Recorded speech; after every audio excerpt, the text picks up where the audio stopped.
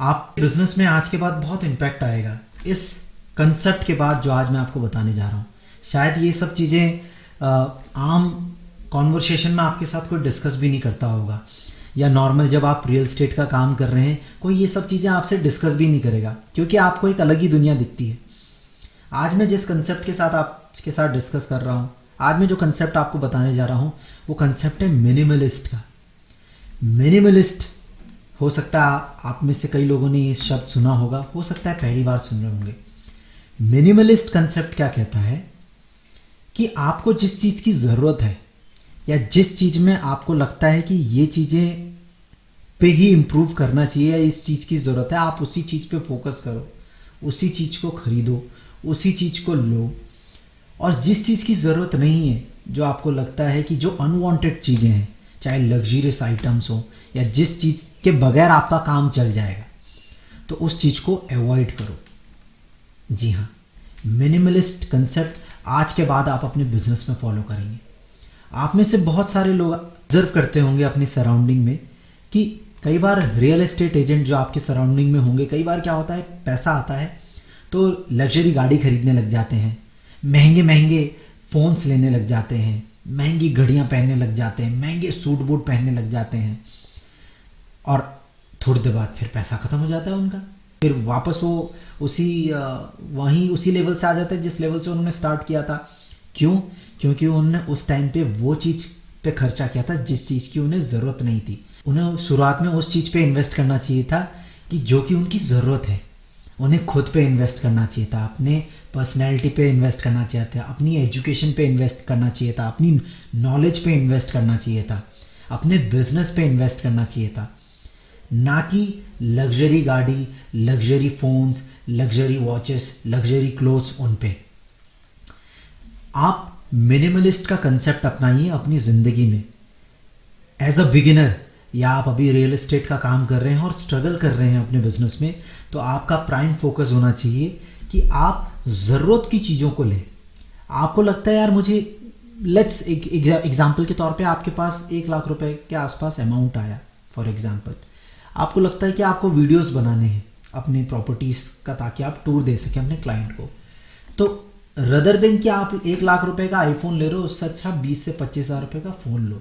ये ज़रूरत है दोस्तों, आपको ज़रूरत किस चीज़ की थी, आपका पर्पस उस 20 से 25 हज़ार रुपये के फ़ोन से भी सॉल्व हो रहा है।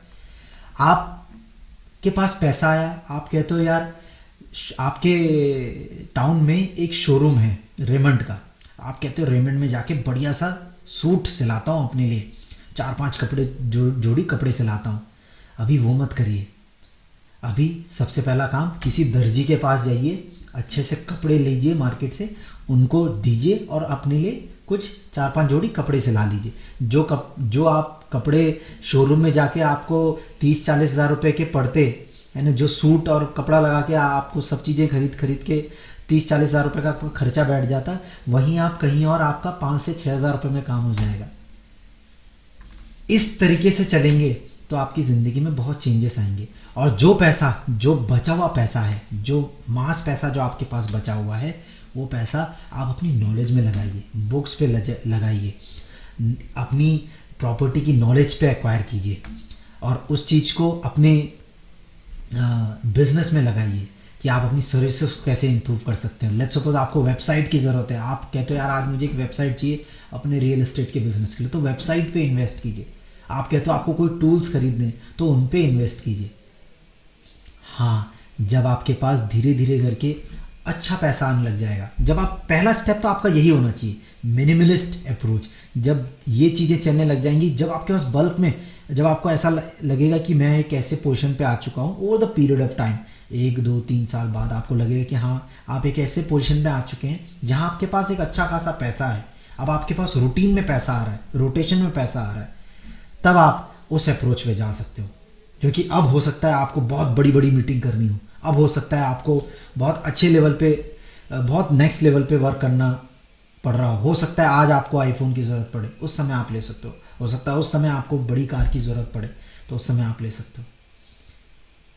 मिनिमलिस्ट अप्रोच आपको हमेशा सिखाएगा पहले सेव करो, इन्वेस्ट करो अपने बिजनेस पे, उसके बाद जो अननेसेसरी एक्सपेंसेस हैं उस पर आप जा सकते हो, अभी नहीं। Initial face, initial career, initial real estate का बिजनेस ये है कि आप कम खर्चों पे मैक्सिमम अप्रोच लेके चलो।